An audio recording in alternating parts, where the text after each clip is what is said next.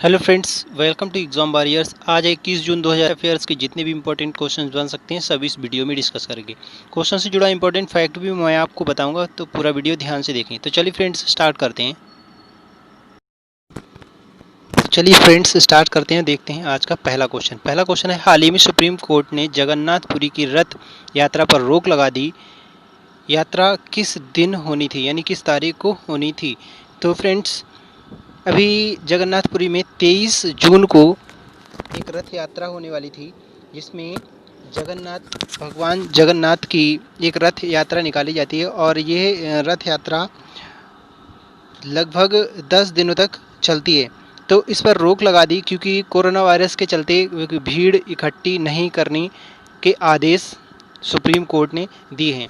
और जब ये रथ यात्रा चलेगी तो इसमें बहुत सारे लोग एकत्रित होंगे, तो इसको देखते हुए सुप्रीम कोर्ट ने इस पर रोक लगा दी है। तो हमारा भारत का सुप्रीम कोर्ट जो है वो नई दिल्ली में है, और इस समय वर्तमान में हमारे चीफ ऑफ जस्टिस हैं, वो हैं जस्टिस बोबड़े। ठीक है, इसको हम ध्यान रखेंगे। तो 23 जून को ये होने वाली थी और इस पर अभी रोक लगा दी गई। इससे पहले अगर बात करें तो इससे पहले 1733 और 1733 और 1735 इनमें भी रथ यात्रा को रोका गया था, क्योंकि उस समय क्या था, एक तकी खान नाम का व्यक्ति था जिसने इस पवित्र मंदिर पर क्या कर दिया था, अटैक कर दिया था, आक्रमण कर दिया था। तो इसके चलते यहाँ पर रथ यात्रा रोकी गई थी। साथ ही बात करें अगर जगन्नाथपुरी का मंदिर, तो कहाँ है जगन्नाथपुरी का मंदिर? है उड़ीसा में, और उड़ीसा की राजधानी कहाँ? भुवनेश्वर है। यहीं पर कोणार्क का सूर्य मंदिर। ठीक है, तो फ्रेंड्स इतनी जानकारी हमें इस क्वेश्चन से मिलती है। इस क्वेश्चन का डी। तो फ्रेंड्स अगला क्वेश्चन देखते हैं, और अगला क्वेश्चन है, राष्ट्रीय लोक वित्त एवं नीति संस्थान का नया चेयरमैन किसे नियुक्त किया गया? तो राष्ट्रीय लोक वित्त नीति संस्थान का नया चेयरमैन उर्जित पटेल को चुना गया, जो कि हमारे आरबीआई के पूर्व गवर्नर भी रह चुके हैं। ये अब 22 जून को क्या करेंगे? 22 जून को अपना पदभार संभालेंगे, और इनकी नियुक्ति विजय केलकर के स्थान पर की गई है। ठीक है, इससे पहले विजय केलकर इस पद पर थे। ठीक है, तो उर्जित पटेल जो है भारत के एक ऐसे आरबीआई के गवर्नर रहे हैं जिन्होंने कि अपना कार्यकाल समाप्त होने से पहले ही इस्तीफा दे दिया था। अगर वर्तमान गवर्नर की बात करें तो वर्तमान में आरबीआई के गवर्नर हैं शक्तिकांत दास। कौन है? शक्तिकांत दास वर्तमान में। ठीक है, तो फ्रेंड्स इस क्वेश्चन का कौन सा पहला ऑप्शन सही है? और चलिए अब अगला क्वेश्चन देखते हैं, और अगला क्वेश्चन है, हाल ही में किसके द्वारा सत्यभामा पोर्टल शुरू की गई? तो अभी हमारे कोयला खनन और संसदीय मामलों के मंत्री हैं प्रहलाद जोशी, जिनके द्वारा ये सत्यभामा नाम की एक पोर्टल शुरू की गई। और इस पोर्टल का जो उद्देश्य है वो ये है कि जो कोयला खनन है उसके क्रियान्वयन की दक्षता को बढ़ाना। साथ ही ये पोर्टल उस पर ऑनलाइन निगरानी भी रखेगी। और इसकी अगर फुल फॉर्म की बात करें तो इसकी फुल फॉर्म लिख लेते हैं। इसकी फुल फॉर्म है साइंस एंड टेक्नोलॉजी योजना फॉर आत्मनिर्भर भारत इन माइनिंग एडवांसमेंट। ठीक है, ठीक है, तो ये इसकी फुल फॉर्म है। और अभी किसने इसको लॉन्च किया है, इसको शुरू किसने किया है? प्रहलाद जोशी ने किया है। तो फ्रेंड्स इस क्वेश्चन का कौन सा पहला ऑप्शन सही है? तो चलिए आगे बढ़ते हैं, अगला क्वेश्चन देखते हैं। और अगला क्वेश्चन है, संयुक्त राष्ट्र प्रत्येक वर्ष विश्व शरणार्थी दिवस कितनी तारीख को मनाता है? तो संयुक्त राष्ट्र प्रत्येक वर्ष 20 जून को विश्व शरणार्थी दिवस मनाता है। तो फ्रेंड्स मैं आपको बता दूं, इस दिवस को हम वर्ल्ड रिफ्यूजी डे भी बोलते हैं। ठीक है, तो इसका हमें ध्यान रखना है। थीम 2020 की एवरी एक्शन काउंट्स। और संयुक्त राष्ट्र के महासचिव की बात करें तो वो है एंटोनियो गुटेरस। इतना आपको ध्यान रखना है। इस क्वेश्चन का कौन सा सी ऑप्शन सही है? आगे बढ़ते हैं और अगला क्वेश्चन देखते हैं। और अगला क्वेश्चन है, विश्व योग दिवस मनाया जाता है? तो फ्रेंड्स विश्व योग दिवस यानी अंतर्राष्ट्रीय योग दिवस किस दिन मनाया जाता है? तो ये बहुत ही इंपॉर्टेंट क्वेश्चन रहने वाला है फ्रेंड्स। तो इसके बारे में थोड़ा डिटेल से बात करेंगे। तो विश्व योग दिवस यानी अंतर्राष्ट्रीय योग दिवस प्रति वर्ष कब मनाया जाता है? 21 जून को मनाया जाता है। और ये कौन सा होगा? इस बार छठवां होगा। इस चीज़ को भी ध्यान रखेंगे, इस बार जो है छठवां योग दिवस मनाया जाएगा। ठीक। और इससे पहले जो मनाया गया था वो 5वां था 2019 में, और उसका आयोजन कहाँ किया गया था? रांची में किया गया था। अगर हम सबसे पहले की बात करें तो 21 जून 2015 को सबसे पहला योगा डे मनाया गया था। और उस योगा डे यानी फर्स्ट योगा डे की थीम जो थी, yoga for harmony and peace, ये फर्स्ट योगा डे की थीम थी। अगर हम बात करें तो इसको घोषणा की गई थी, तो इसकी घोषणा की गई थी 27 सितंबर 2014 को। ठीक है। और पहला योग दिवस का जो समारोह था वो दिल्ली राजपथ पर किया गया था, जिसमें लगभग 36,000 लोगों ने भाग लिया था।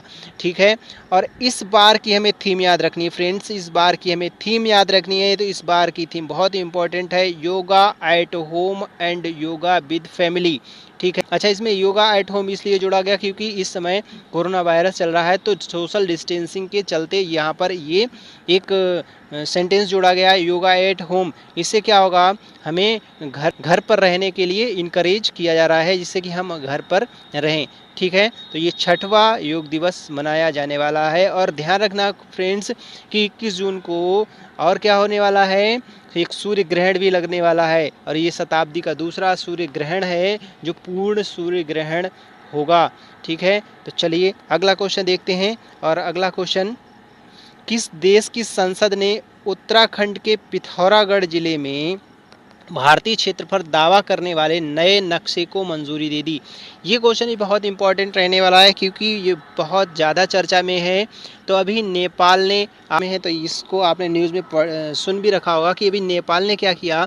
उत्तराखंड के पिथौरागढ़ जिले में भारतीय क्षेत्र पर दावा करने वाले नक्शे को मंजूरी दे दी। ठीक है। पहले इसमें 3 क्षेत्रों को नेपाल ने अपने नक्शे में दिखाया था, और उनका नाम है कालापानी, लिपुलेख और लिम्पियाधुरा। अब उसने क्या किया? इसको अपना राजनीतिक प्रदान कर दी, क्योंकि उसके संसद में यानी नेपाल के संसद में ये एक एक्ट के रूप में पारित हो गया और इस नए नक्शे को अपना लिया गया। तो नेपाल की राजधानी जो है वो काठमांडू है, और नेपाल के प्रेजेंट टाइम पे प्राइम मिनिस्टर है केपी शर्मा ओली। और नेपाल के अगर हम राष्ट्रपति की बात करें तो वो है विद्या देवी भंडारी। और नेपाल, अभी हम आपको दिखाते हैं एक मैप, और जिससे हमें और क्लियर हो जाएगा कि जो नेपाल है वो भारत के किन किन राज्यों से अपनी सीमा बनाता है। तो चलिए फ्रेंड्स देखते हैं वो मैप, जहाँ से हमें ज़्यादा जान। तो फ्रेंड्स हम देख रहे हैं कि यहाँ पर ये जो नेपाल है, ये यहाँ पर नेपाल है।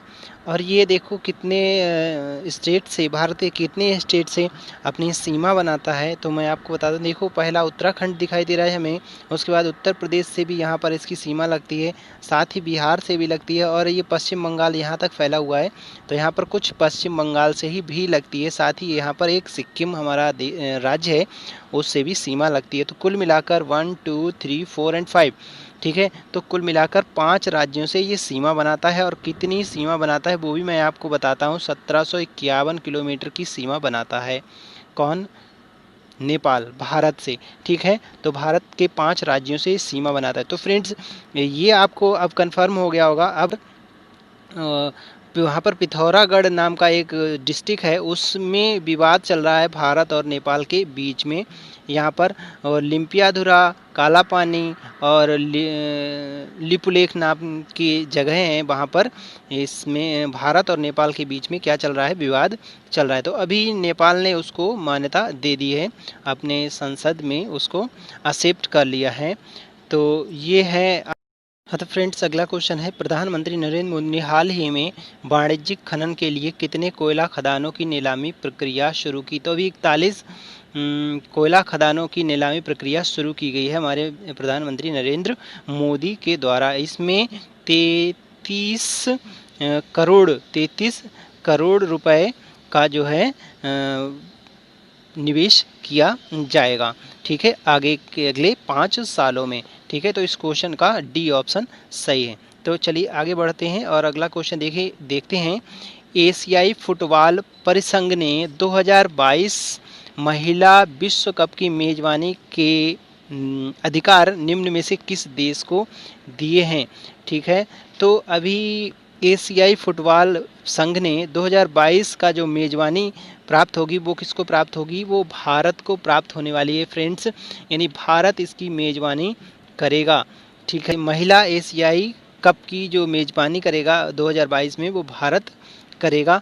और ये दूसरा मौका है भारत को जब 1979 के बाद जब भारत को इसकी मेजबानी दी गई है। ठीक है, तो एशियाई फुटबॉल परिसंघ के जो महासचिव हैं उनको याद रखेंगे, उनका नाम है दाटो बिंडसर जॉन।